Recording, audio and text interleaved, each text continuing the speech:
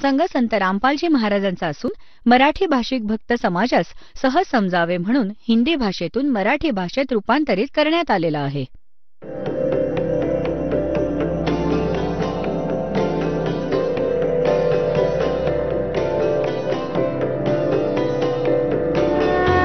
और ज्ञान सब ज्ञान डी कबीर ज्ञान सो ज्ञान और जैसे घोड़ा तोब का करता चले मैदान. जगद्गुरु तत्वदर्शी संत रामपालजी महाराजांचे अमृत वचन सर्व पवित्र धर्मांच्या व पवित्र शास्त्रांच्या आधारावर. परमात्मा म्हणतायत, असंग जन्म तना मरत्या होगे जीवित क्यों ना मरे रे. ये द्वादश मद महल मठ बोरे बोर ना दे धरे रे. दोजक भिस्त सबीते देखे राजपाट के रसिया और तीन लोग से तरपत नाई यो मन भोगी खसिया. ही मनाची किती वाईट सवय आहे. जर कोणी एखादा सरपंच बनला तर विचार करतो की मी चेअरमन बनतो. चेअरमन बनला तर विचार करतो MLA कधी बनतो. MLA बनल्यानंतर तो आता विचार करतो की जर मी मंत्री बनलो नाही तर मग काय फायदा. मंत्री बनल्यावर म्हणतो की आता मला मुख्यमंत्री बनलं पाहिजे चौधरींसारखं. आणि मुख्यमंत्री झाल्यावर त्याला वाटतं की पंतप्रधान झाल्याशिवाय माझा जय जयकार होणार नाही आणि तेवढ्यात तिकीट कापलं गेलं तर गधा मंत्री बनेल तो, किंवा कुत्रा मंत्री बनेल आणि फेरफटका मारेल. आता परमात्म्याने सांगितले की जे काम करायचं आहे त्याच्या आसपास पण कोणी नाही. म्हणतात, दोजक भिस्त सबीते देखे राजपाट के रसिया और तीन लोग से तरपत नाही ये मन भोगी खसिया. मग इथे निष्कर्ष देतात शेवटच्या 4 ओळींमध्ये के सतगुरु मिले तो इच्छा बेटे. म्हणजे कोणी परमसंत मिळाला तर हा काळाच्या पंखांना छाटून टाकेल हा बकवास करतोय. सतगुरु मिले तो इच्छा मेटे पद मिल पदे समाना और चल हंसा उस लोक पठाऊं जो आदि अमर अस्थाना. म्हणतात, गुरु मिले तो इच्छा मेटे पद मिल पदे समाना. गीतेच्या अध्याय 15च्या श्लोक 4 मध्ये म्हटले की तत्वदर्शी संतांच्या प्राप्तीच्या नंतर परमेश्वराच्या त्या परमपदाचा शोध घेतला पाहिजे जिथे गेल्यावर साधक परत फिरून संसारात कधीच येत नाही. तर ही जी संतांची अमरवाणी आहे हा सूक्ष्मवेद आहे आणि याला समजणं हे लहान मुलांचं काम नव्हतं. ह्या दासावर कृपा केली परमपिता परमेश्वर कबीरदास साहेबजींनी, तेव्हा त्या गूढ रहस्यांचं ज्ञान ह्या दासाच्या हृदयात भरलं. इथे पद मिल पदे समाना 2 पद आहेत. ह्या दोन्हींचे इथे अर्थ कसे आहेत. पदचा अर्थ आहे पद्धती, वे ऑफ वर्शिप, पूजेची पद्धती बरोबर मिळाली आणि मग ते पद समाना आणि मग ते पद मिळो अमरपद जिथे गेल्यावर परत फिरून येत नाही. म्हणजे योग्य पद्धती मिळावी, भक्तीची विधी आणि मग ते परमपद प्राप्त व्हावं. म्हणतात, सतगुरु मिले तो इच्छा मेटे पद मिल पदे समाना और चल हंसा उस लोक पठाऊं जो आद्य अमर अस्थाना. आता तिथे काय सुख आहे. 4 मुक्ती जा चंपी करती माया होरी दासी. दास गरीब अभय पद पर से वो मिले राम अविनाशी.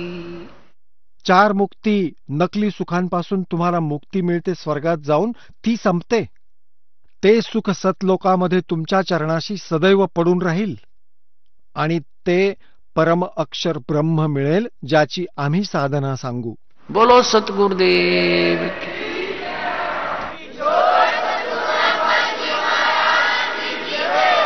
त्या साखरेचं पोतं मिळेल तुम्हाला तिथे त्या सतलोकामध्ये. बोलो सतगुरुदेव. परमपिता परमात्मा पूर्ण ब्रह्म सर्व सृष्टी रचनाहार कबीर देवजी कबीर परमेश्वरजींच्या असीम कृपेने तुम्हा पुण्यात्म्यांना हा सत्संग ऐकण्याची सुसंधी प्राप्त झाली. सत्संगमध्ये आल्याने प्राण्याला ज्ञान मिळतं. मी कोण आहे, माझ्या जीवनाचा काय उद्देश आहे.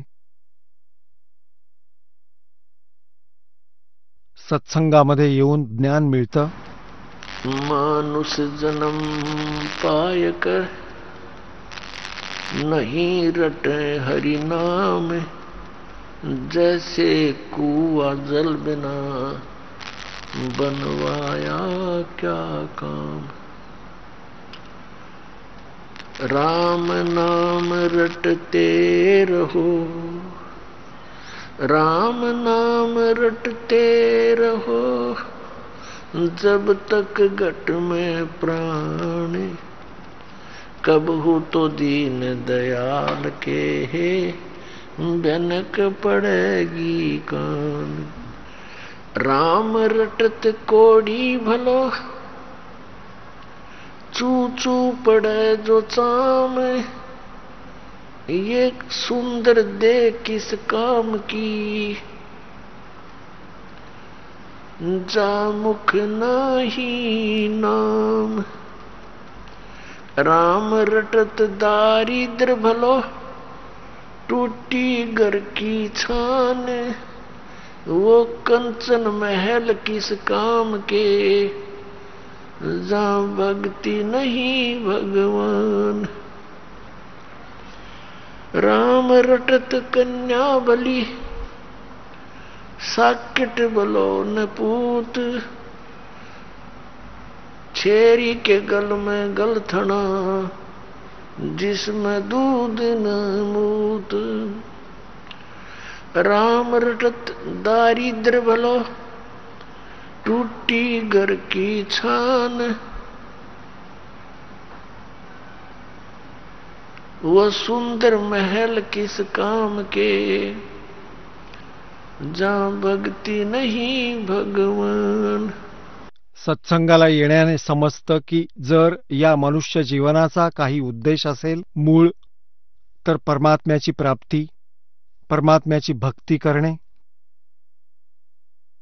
आणि ज्या दुःखांना आपण रोज बघतो पशुपक्ष्यांच्या बरोबर, कशी त्यांची हालत आहे, आणि मग मनुष्य जीवनात आपण किती सुखी आहोत। आपण सुखी नाही आहोत, पण परमात्मा म्हणतात, झूठे सुख को सुख कहे ये मान रहा मन मोद, ये सकल चबीना काल का, कुछ मुख में कुछ गोद। पुण्यात्म्यांनो, आजचा हा जो सत्संग समारंभ चालू आहे, हा त्या शुभ दिवसाच्या निमित्तानं चालू आहे, ज्या दिवशी परमात्मा सतलोकातून चालत इथे काळाच्या लोकात आले होते। आणि काशीमध्ये, बनारसमध्ये एका लहरतारा नावाच्या तलावामध्ये कमळाच्या फुलात ते परमात्मा शिशुरूप धारण करून विराजमान झाले होते। पुण्यात्म्यांनो, सगळ्यात मोठी चुकीची समजूत जी आपल्यामध्ये पसरवली गेली होती की कबीर साहेब कोणी म्हणत होते असे उत्पन्न झाले, कोणी काय काय सांगायचं, सच्चाईपासून दूर लोकवेदांच्या आधारे परमात्म्याच्या प्रकट होण्याच्या विषयी दंतकथा ऐकवत असत। वास्तविकता तुमच्या समक्ष ह्या दासाने जी सांगितली ती सत्य आहे, आणि हे पूर्ण परमात्मा आहेत, सर्व सृष्टी रचनाहार आहेत, अनंत कोटी ब्रह्मांडांचे हे कुलस्वामी आहेत। पुण्यात्म्यांनो, आपण ह्या तत्वज्ञानाची नजरेने, डोळ्यांनी ज्यामध्ये ह्या काळाच्या लोकांना पाहाल, इथे एक दिवस सुद्धा राहणं खूप दुःखमय आहे, कष्टमय आहे, आणि आपण असंख्य भोग भोगले तिथे ह्या काळाच्या लोकात कष्ट करताना। आत्तापर्यंत आपल्याला त्या विकल्पाची माहिती नव्हती की याचा काही विकल्पही आहे, या जन्म आणि मृत्यूचे कष्ट सुद्धा दूर होऊ शकतात। पुण्यात्म्यांनो, आपल्या सद्ग्रंथांमध्ये प्रमाण एक अशी भक्ती आहे की ती जन्म आणि मृत्यूच्या रोगाचा नाश करू शकते, परंतु त्याचं ज्ञान आपल्याला नव्हतं। ते ज्ञान देण्यासाठी परमेश्वर स्वतः येतात। पुण्यात्म्यांनो, परमात्म्याच्या विधानात लिहिलंय की तो परमेश्वर सतलोकामध्ये राहतो, सचखंडात त्या शाश्वत स्थानी राहतो, तिथून गती करून इथे येतात, आपल्या चांगल्या आत्म्यांना भेटतात, त्यांना उपदेश देतात, ज्ञान देतात.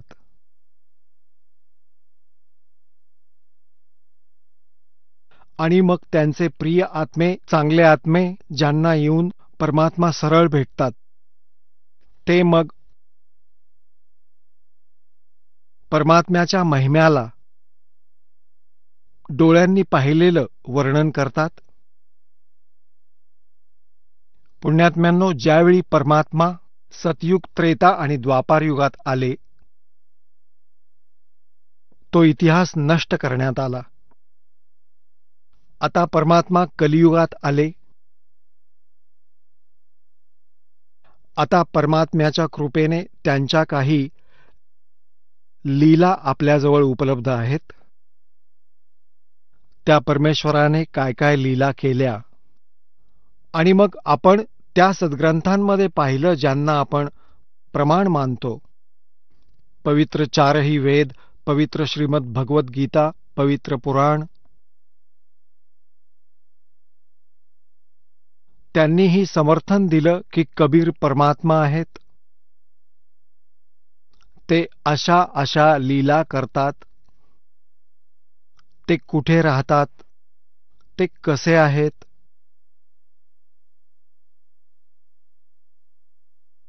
पुण्यात्म्यांनो, आत्तापर्यंत जितकेही संत आणि पंथ, मंडलेश्वर, आचार्य, शंकराचार्य, हे सगळे, मग ते हिंदू धर्माचे असोत किंवा मुसलमान धर्माचे असोत किंवा ईसाई धर्माचे असोत किंवा शीख धर्माचे असोत, सगळ्यांनीच परमात्म्याला निराकार ठरवलं आहे.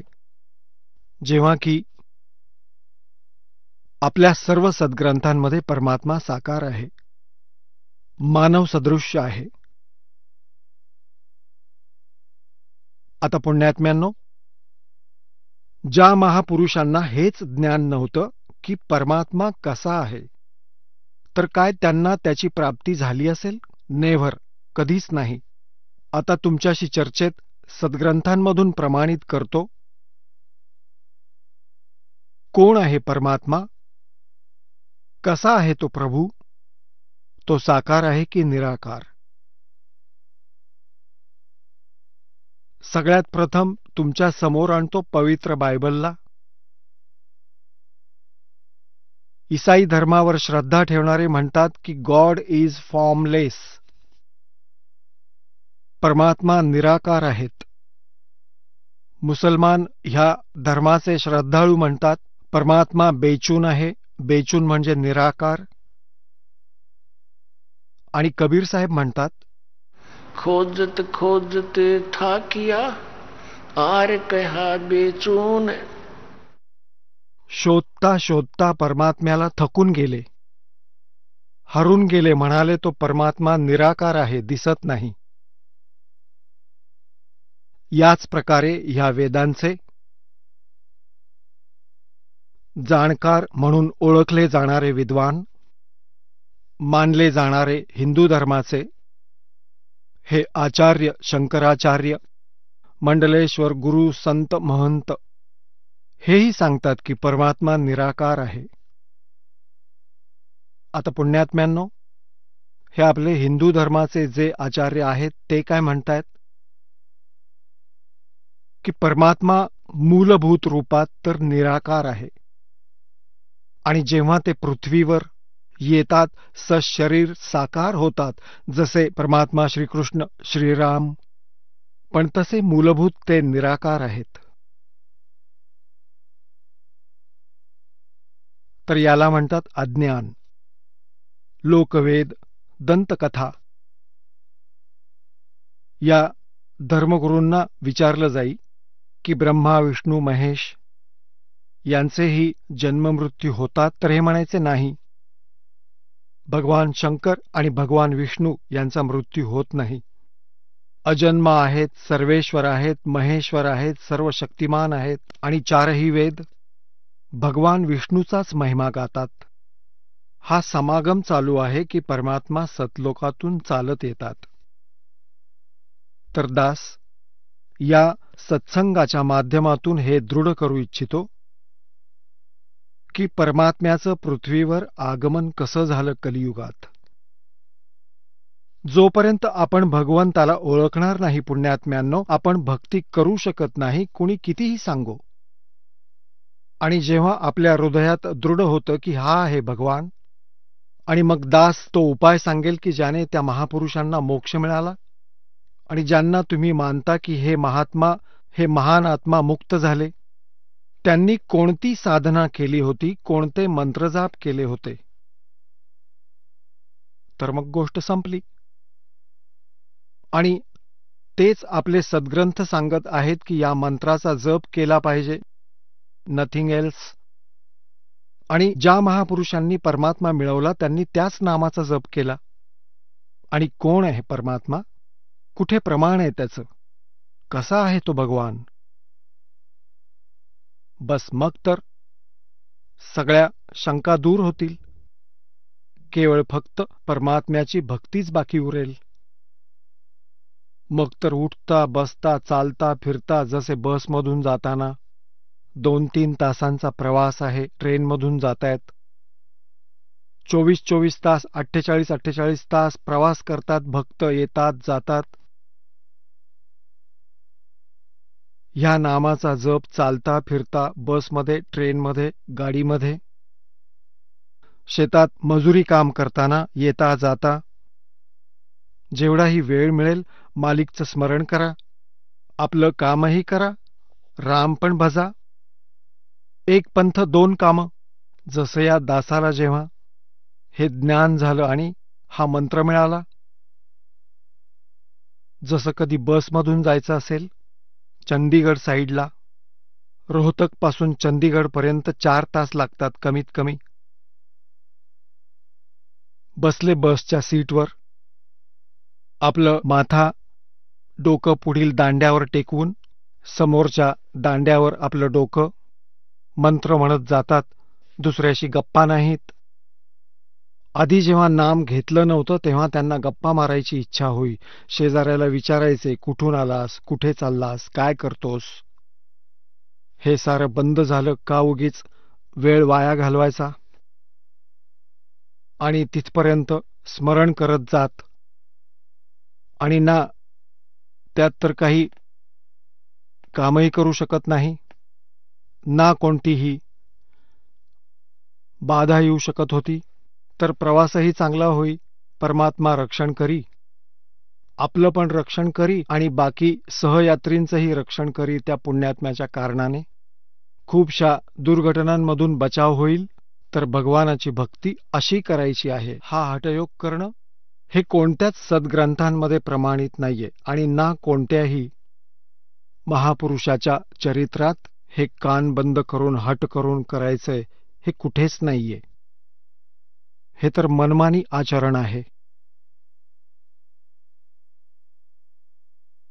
आता परत तुम्हाला थोडी आठवण करून देतो, कारण पुण्यात्म्यांनो, हा सत्संग जो आहे हे एक सामूहिक शिक्षण केंद्र समजा, सामूहिक शिक्षण केंद्र. तर पुण्यात्म्यांनो, परमात्म्याची माहिती तुम्हाला जेव्हा पूर्ण रूपाने होईल तेव्हा तुम्ही चालता फिरता उठता बसता परमात्म्याची भक्ती कराल. पुण्यात्म्यांनो, परमेश्वराने येऊन आपल्याला हे ज्ञान दिलं, अद्भुत ज्ञान दिलं. आणि काय सांगितलं की आपण मनुष्य जीवन मिळवूनही परमेश्वराची भक्ती करत नसाल तर आपलं जीवन असं आहे जसं मनुष्य जीवन पाकर जो नहीं रटे हरि नाम, और जैसे कुआ जल बिना फिर बनवाया क्या काम. त्यासाठी काय सांगतायत परमात्मा? भाई और बात तेरे काम न आवे, संतों शरण लाग रे। के सोवे गफलत में बंदे, जाग जाग नर जाग रे, जाग जाग नर जाग रे। और बात तेरे काम न आवे, संतों शरण लाग रे। के सोवे गफलत में बंदे, जाग नर जाग रे, जाग जाग नर जाग रे। उठ सवेरे उकावर लिया, के जाग्या नर भाग रे। उठ सवेरे हुक्का भर लिया, के जाग्या नर भाग रे।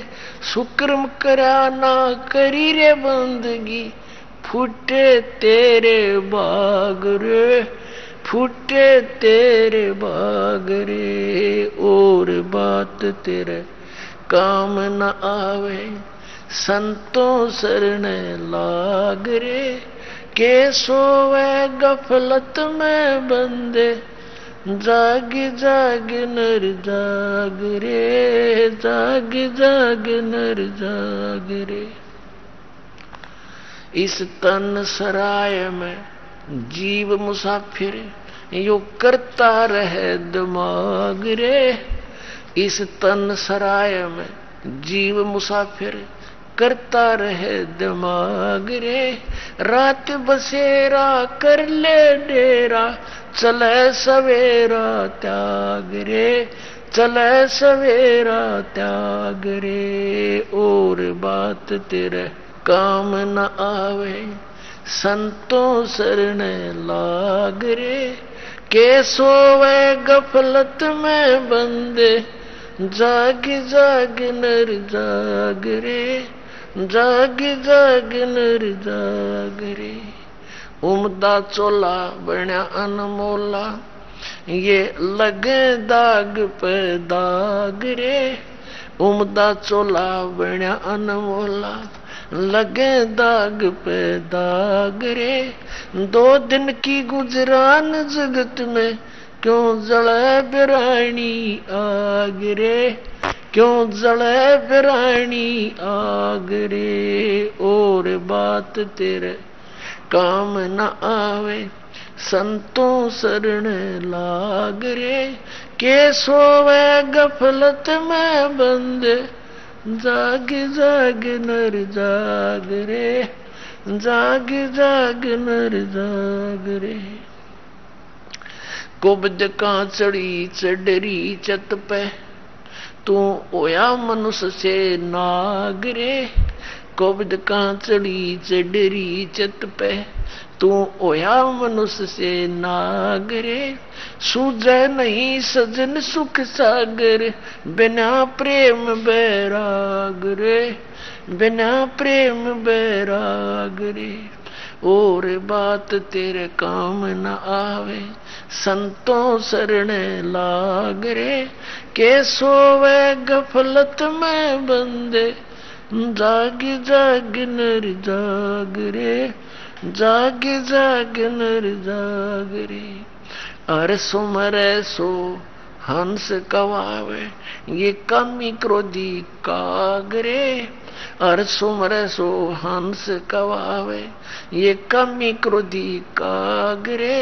भोरा न भर में विष के बन में, चल बेगमपुर बाग रे, चल बेगमपुर बाग रे। और बात तेरे काम न आवे, संतों शरण लाग रे। के सोवे गफलत में बंदे, जाग जाग नर जाग रे, जाग जाग नर जाग रे। शब्द सैन सतगुरु की पेछानी, पाया अटल सुहाग रे। शब्द सैन सतगुरु की पेछानी, पाया अटल सुहाग रे।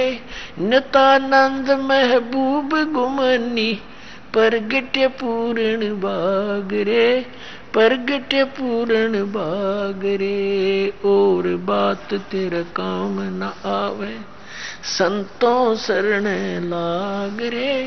के सोवे गफलत में बंदे, जाग जाग नर जाग रे, जाग जाग। आता काय म्हणतायत? और बात तेरा काम नहीं आवे, संतों शरण लाग रे। क्या सोवे गफलत में बंदे, जाग जाग नर जाग रे। आता परमात्म्याने आम्हाला काय आठवण करून दिली आहे? मन नेकी कर ले, 2 दिन का मेहमान। मन नेकी कर ले, 2 दिन का मेहमान। मन नेकी कर ले, 2 दिन का मेहमान। जोरू लड़का कुटुंब कबीला, 2 दिन का तन मन का मेला। जोरू लड़का कुटुंब कबीला, 2 दिन का तन मन का मेला। अंत समय उठ चले अकेला, ये तज माया मंडान। मन नेकी कर ले, 2 दिन का मेहमान। मन नेकी कर ले, 2 दिन का मेहमान। कहाँ से आया कहाँ जाएगा, तन छूटे तब कहाँ समावेगा। कहाँ से आया कहाँ जावेगा, तन छूटे तब कहाँ समावेगा। आखिर तुझको कौन कहेगा, गुरु बिन आत्म ज्ञान। मन नेकी कर ले, 2 दिन का मेहमान। मन नेकी कर ले, 2 दिन का मेहमान। कौन तुम्हारा सच्चा साईं, झूठी है ये सकल सगाई। परमात्मा म्हणतायत ही नाती गोती ही पूर्ण अस्थायी आहेत. मृत्यू झाल्यानंतर ना ही तुमची ना तुम्ही त्यांचे. कौन तुम्हारा सच्चा साईं, झूठी है ये सकल सगाई। चलने से पहले सोच रे भाई, कहाँ करेगा विश्राम। मन नेकी कर ले, 2 दिन का मेहमान। मन नेकी कर ले, 2 दिन का मेहमान। रहट माल जो पनगट जो भरीता, आवत जावत भरे और रीता। रहट माल पर घट जो भरीता, आवत जावत भरे और रीता। जुगन जुगन तू मरता जीता, करवाले रे कल्याण। मन नेकी कर ले, 2 दिन का मेहमान। मन नेकी कर ले, 2 दिन का मेहमान। 184 की सह तरासा, ऊंच नीच कर लेता वासा। 184 की सह तरासा, ऊंच नीच कर लेता वासा। कह कबीर सब मिटाऊं रसा, कर मेरी पहचान। मन नेकी कर ले, 2 दिन का मेहमान। मन नेकी कर ले, 2 दिन का मेहमान। मन नेकी कर ले। 184 की सह तरासा, ऊंच नीच कर लेता वासा। 184 की सह तरासा, ऊंच नीच कर लेता वासा। कह कबीर सब मिटाऊं रसा, कर मेरी पहचान। मन नेकी कर ले, 2 दिन का मेहमान। मन नेकी कर ले, 2 दिन का मेहमान। आता पुण्यात्म्यांनो, परमात्म्याला आमच्यासाठी किती तळमळ आहे, कोणकोणत्या प्रकारे आम्हाला सावध करीत आहेत. आता परमात्मा म्हणतायत, जेव्हा कोणी व्यक्ती घरातून निघते यात्रेसाठी, तेव्हा सगळ्यात प्रथम हा विचार करते की उद्या रात्री माझी कुठे विश्रांती असणार आहे, कुठल्या प्लॅटफॉर्मवर थांबू की एखादी खोली भाड्याने घेऊ, धर्मशाळेत की हॉटेलमध्ये, कुठे जाऊ की एखाद्या नातेवाईकाकडे, एक टार्गेट ठरवून तो निघतो. परमात्मा म्हणतात, जेव्हा तू संसार सोडून जातोस याची तुला अजिबात चिंता वाटत नाही की इथून निघाल्यानंतर तुझा मुक्काम कुठे असेल, कमीत कमी तुझं मुक्कामाचं ठिकाण तर ठरवून घे. तर काय सांगतायत, कुठून आलास तू, कुठे जाणार, आणि हे शरीर सोडावं लागेल तेव्हा तू कशाचा आश्रय घेशील. आखिर तुझको कौन कहेगा गुरु बिन आत्मज्ञान, मन नेकी कर ले 2 दिन का मेहमान, मन नेकी कर ले 2 दिन का मेहमान. आता पुण्यात्म्यांनो, आमचे किती चांगले भाऊ आहेत, बहिणी आहेत, कुणी नातेवाईक रिश्तेदार आहेत, वा कुणी मित्र आहेत, जे आम्हाला फक्त सांसारिक क्रियांचं ज्ञान देऊ शकतात, ही माया जोडण्याचं ट्रेनिंग देऊ शकतात. परंतु परमात्मा म्हणतात, आखिर तुझको कौन कहेगा गुरु बिन आत्मज्ञान, की गुरुशिवाय तुला कोण सांगेल की तू कोण आहेस, कुठून आला होतास, आणि या झंझटीतून तुझी सुटका कशी होईल. मग काय सांगतायत कि 1,84,000 की सहतरासा और ऊंच नीच घर लेता बासा. आज कोणी ब्राह्मण कुळात जन्मला, पुढच्या जन्मी तो मनमाने कोणा वाल्मिकीच्या कुळात जन्म घेईल. आज कोणी हिंदू आहे, पुढील जन्मी एखाद्या मुसलमानाच्या घरात जन्माला येईल. आज ब्राह्मण म्हणून जन्मलेला विचार करतो की माझ्या एवढा उच्च कोणी नाही, पुढच्या जन्मी तोच कदाचित पशुयोनीत फिरत असेल. तर इथे परमात्मा म्हणतायत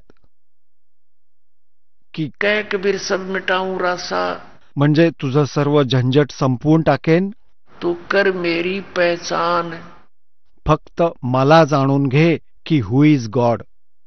आता परमात्म्याने काय सांगितलंय, नाम सुमर ले सुकर्म कर ले, कौन जाने कल की खबर नहीं पल की.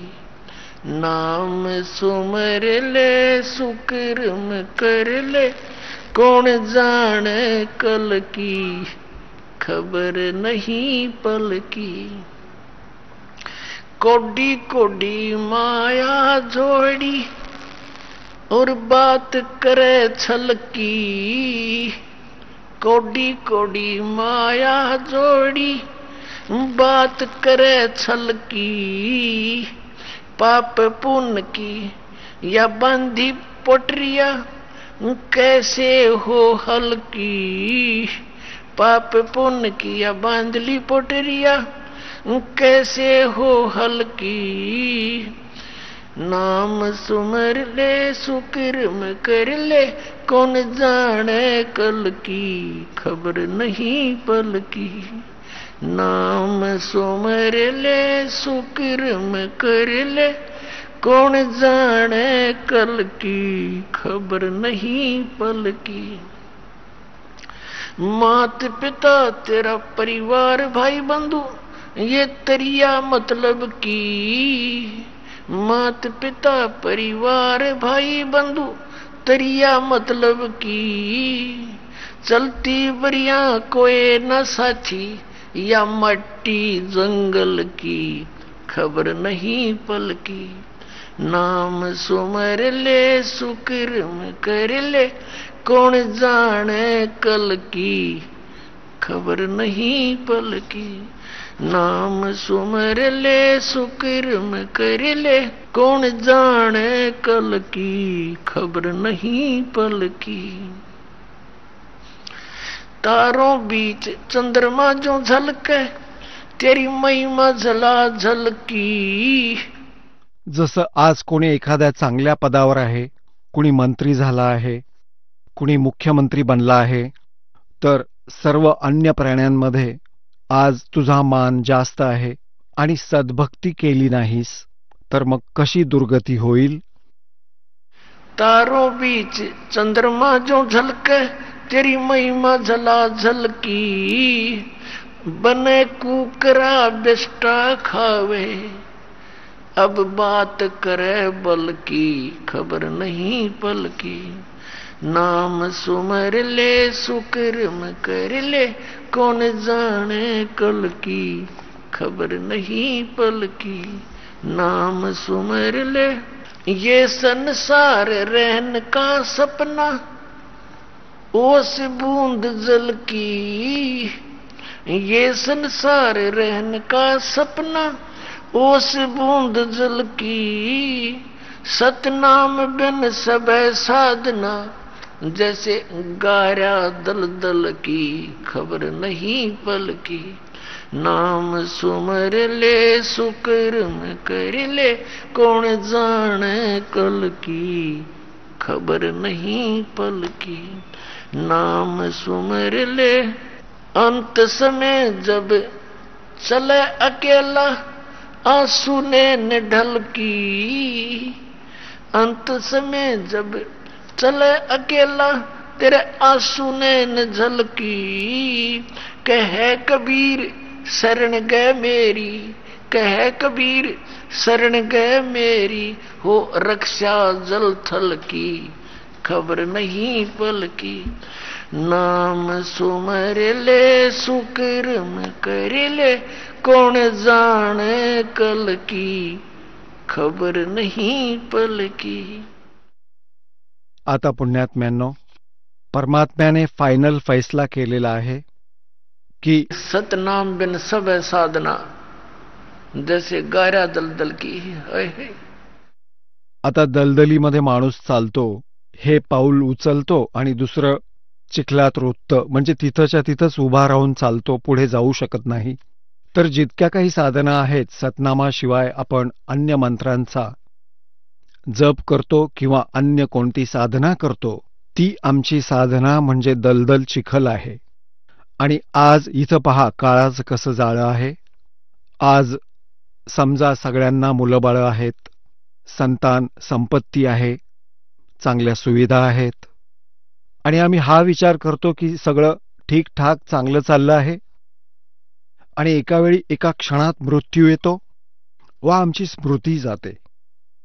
स्मरण असेल तर वरवरचं असतं, आणि ज्या दिवशी ही गोष्ट मनात ठसते की न जाणो मला इथून कधी जावं लागेल, हे स्थान आपलं नाहीये। जोपर्यंत आपण इथे आहोत हे वेगळं की आपण एका शिष्टाचाराने राहतो, कारण की आपण भक्त आहोत, मनुष्य आहोत, आपसात प्रेमाने राहतो, पण जातानाची गोष्ट लक्षात ठेवावी लागते। आता काय सांगतायत परमात्मा के अंत समय जब चले अकेला, तेरे आंसू ने ढलकी। तुझ्या डोळ्यात अश्रू येतील की मी आता कुठे जाणार, माझं ठिकाण कोणतं?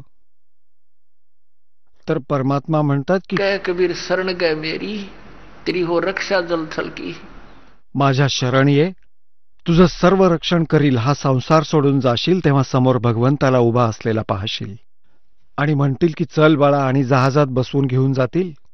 म्हणतायत आए हैं सो जाएंगे ये राजा रंग फकीर, एक सिंहासन चढ़के जा एक बांधे जात जंजीर।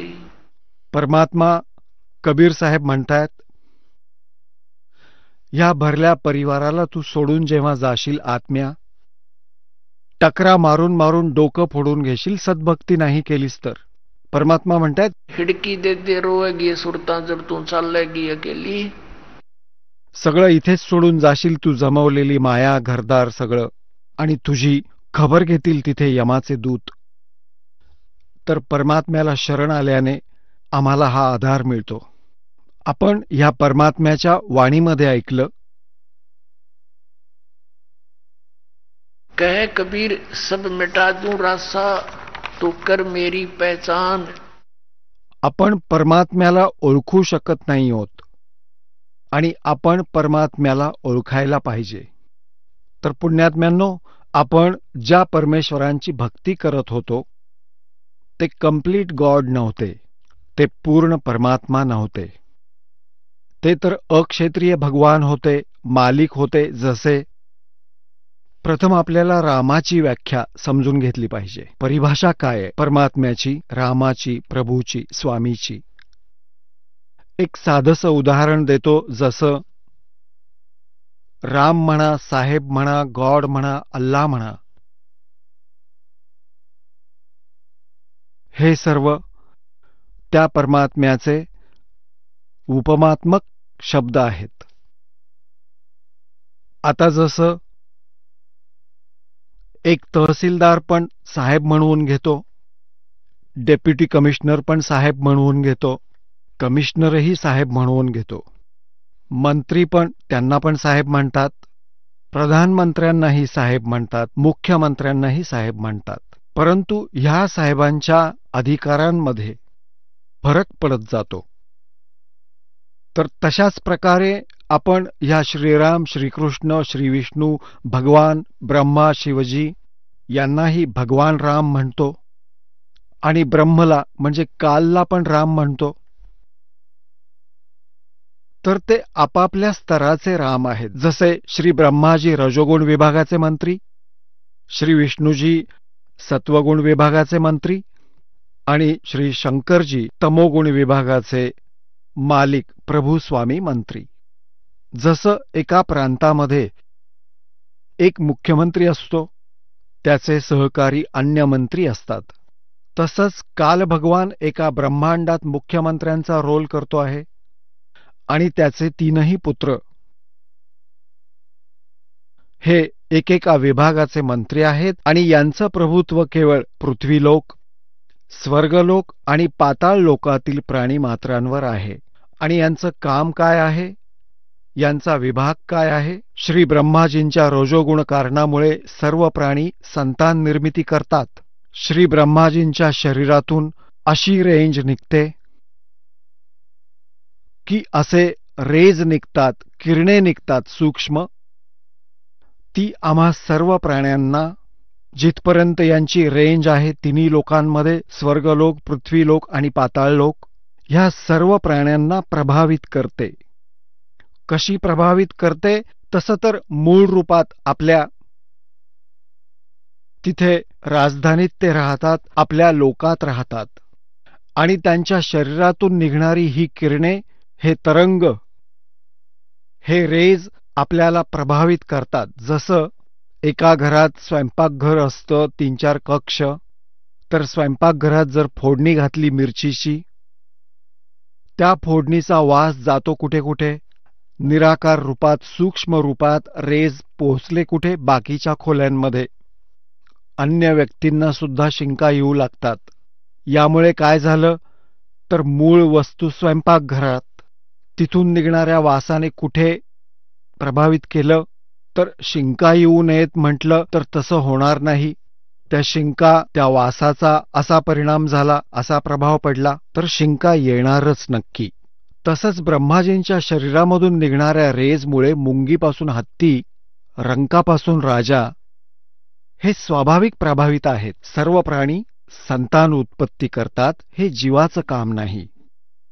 आणि हे का करतात हे सत्संगात आज आपल्याला सांगतो. जसं श्री विष्णूजींच्या सत्वगुणी शरीरामधून हे सत्वगुणाचे रेज निघतात, भगवान विष्णूजींच्या शरीरातून निघणारे रेज काय प्रभाव करतात? मोह, ममता, म्हणजे आपापसातलं बहीण भावाचं प्रेम, आई वडिलांचं प्रेम, पती पत्नीचा संबंध, प्रेम आणि संपत्तीचा मोह, हे जीवांच्या हातात नाही की ते स्वतःहून यापासून दूर होतील. अजिबात शक्य नाही. हा मोह सुटू शकत नाही. ह्या जीवांवर एक विशेष प्रभाव पाडलेला आहे आणि तमोगुणाशी तर आपण परिचित आहोतच. छोट्याशा गोष्टींवरनं मारामारी होते, खून पडतात. तर अशा प्रकारे आपण या तीनही भगवानांच्या मुळे प्रभावित आहोत. याचं कारण काय आहे? ह्या काल भगवानाला, ज्याला ब्रह्म म्हटलं जातं, हा 1,00,000 मानव शरीरधारी प्राण्यांचा नित्य आहार करतो आणि 1,25,00,000ची उत्पत्ती करतो आणि त्यासाठी तीनही पुत्रांना सेवा दिलीये, याने ड्युटी वाटून दिलीये. आणि स्वतः हा गुप्त असतो ब्रह्मांडाच्या अंतिम टोकावर. तिथे त्याने गुप्त स्थान निर्माण केलंय आणि तिथे तो आपली पत्नी दुर्गा समवेत राहतो. आणि जेव्हा पाहिजे तेव्हा तिला या संसारात पाठवतात. ती समोर दर्शन देते, परंतु हा कधीच दर्शन देत नाही. प्रतिज्ञा केलेली आहे की मी कधीही आपल्या वास्तविक स्वरूपात कोणाच्याही समोर येणार नाही. श्रीमद भगवद्गीता अध्याय नंबर 7च्या श्लोक नंबर 24 आणि 25 मध्ये स्पष्ट केलं आहे. श्रीकृष्णामध्ये प्रवेश करून हा बोलत आहे की हा मूर्ख जनसमुदाय मला कृष्ण मानत असेल, व्यक्तिरूपात आलेलो आहे असं मानतात. मी कृष्ण नाही, मी आपल्या योगमायेने लपलेला असतो. मी कधी कोणासमोर येत नाही. हा माझा अटळ आणि वाईट म्हणजे खराब नियम आहे. आता जर पिता आपल्या मुलांपासून दूर राहत असेल तर काही ना काही दोष असतो. तर हा दोष आहे याच्यात. 1,00,000 मानव शरीरधारी प्राण्यांचा हा नित्य आहार करतो आणि 1,25,00,000ची उत्पत्ती करतो. आता पुण्यात्म्यांनो, आधी तर आपल्याला छोटीशी एक सृष्टी रचनेची माहिती देतो आणि त्यानंतर मग आपल्याला परमात्म्याविषयी माहिती देतो.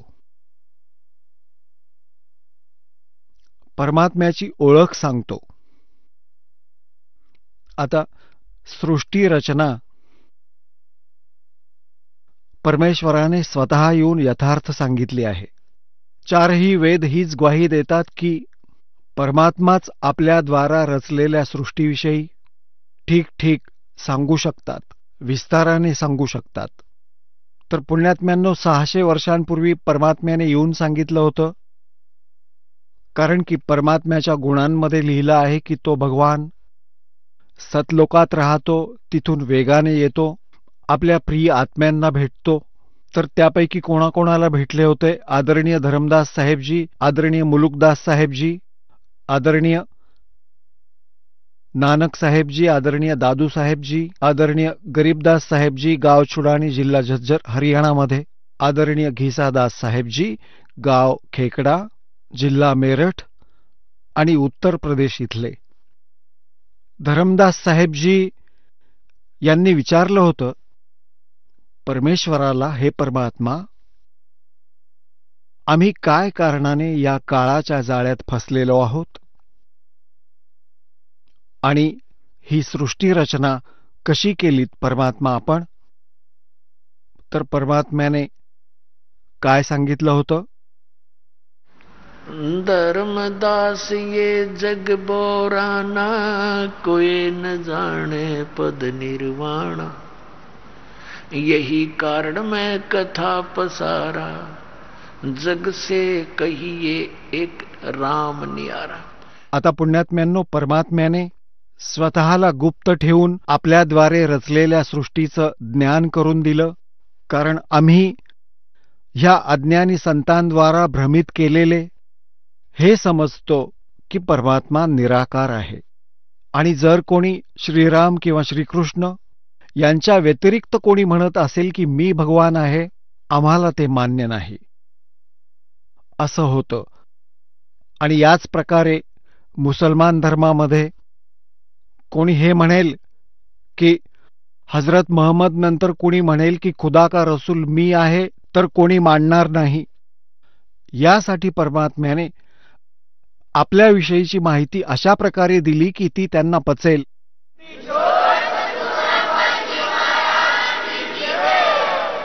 चला आता आपण त्या श्रद्धाळूंचे अनुभव जाणून घेऊयात ज्यांनी जगद्गुरू तत्वदर्शी संत रामपालजी महाराजांकडून दीक्षा प्राप्त केलेली आहे तसेच त्यांच्याद्वारा सांगितलेल्या भक्ती मार्गावर चालत आहेत.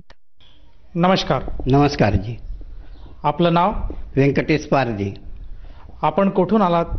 ग्राम फुटाणा, तहसील देवरी, जिल्हा गोंदिया, महाराष्ट्र. आपण काय व्यवसाय करत आहात?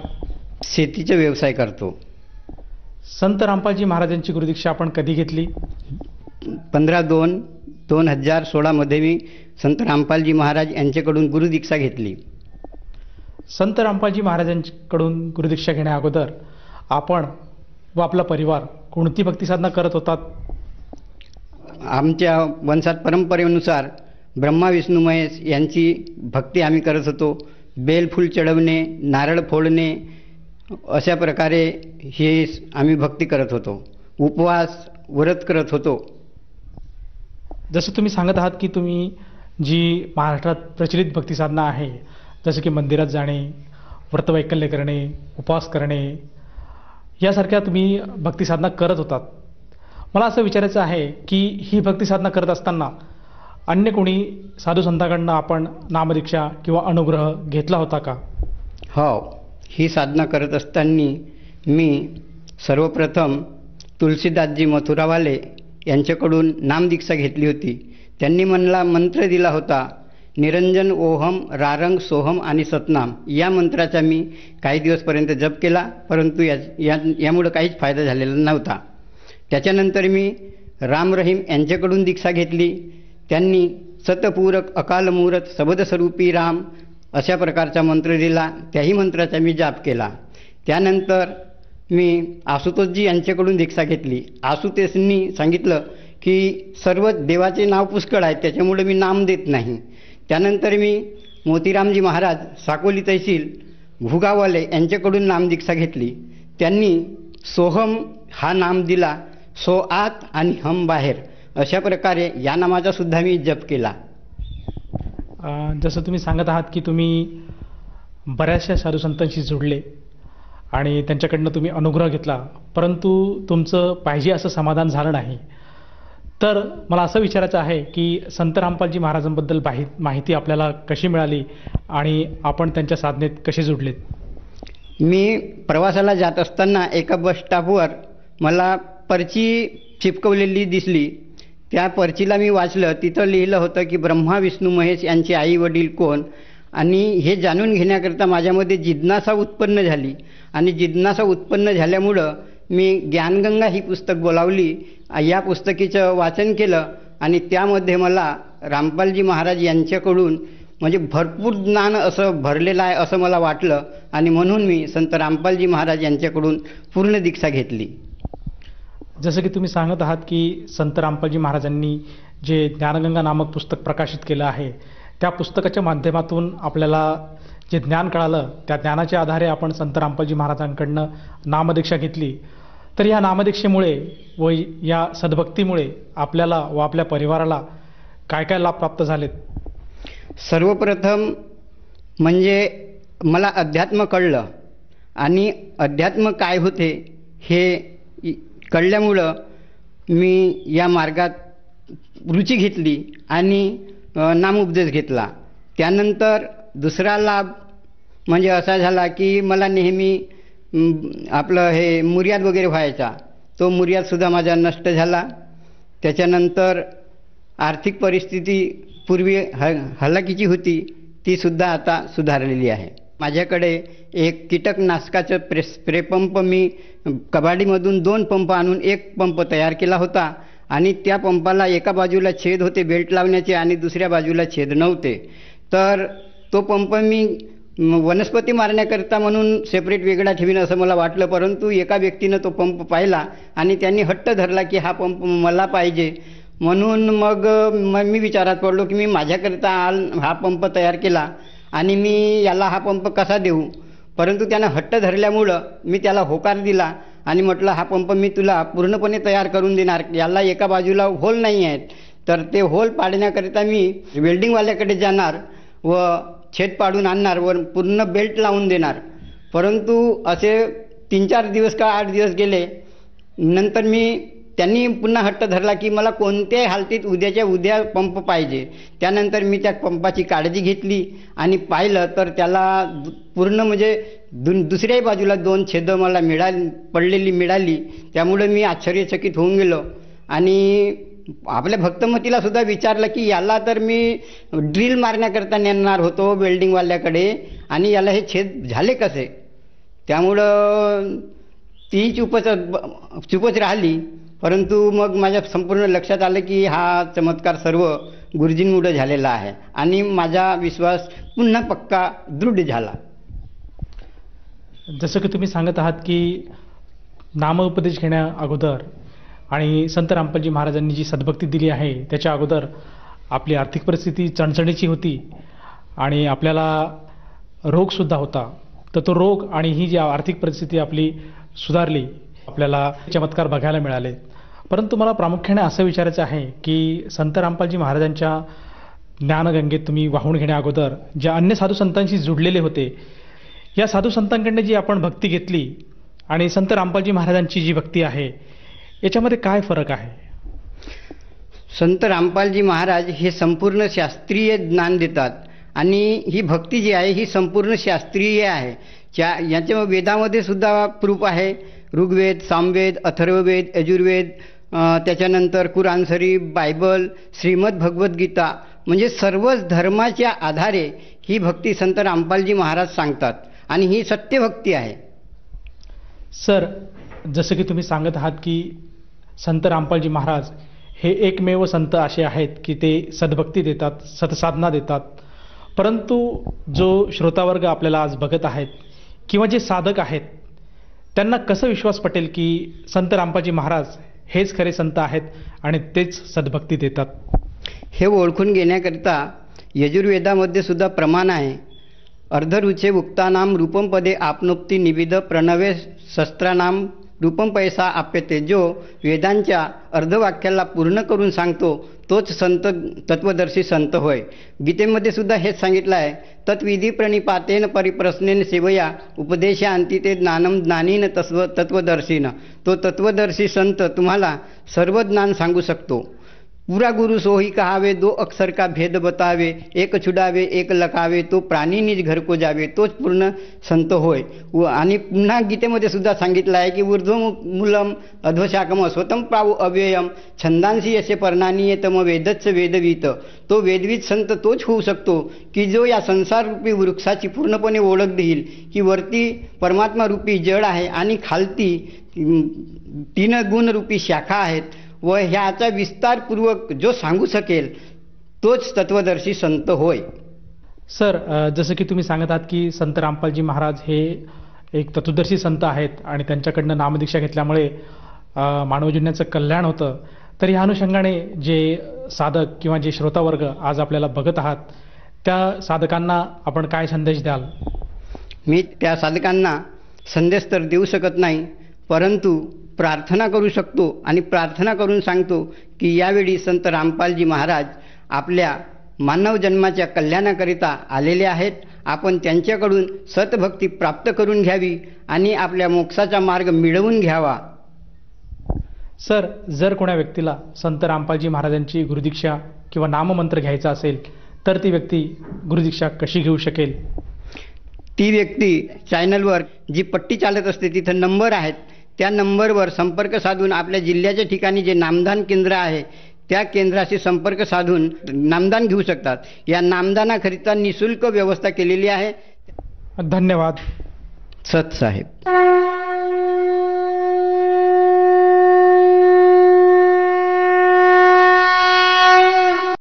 आपण ऐकत होता जगद्गुरु तत्वदर्शी संत रामपालजी महाराजांचे मंगल प्रवचन. निःशुल्क नामदीक्षा प्राप्त करण्यासाठी आणि अधिक माहितीसाठी संपर्क करा 7030303951 7030303952. आमची वेबसाईट आहे www.jagadgururampalji.org.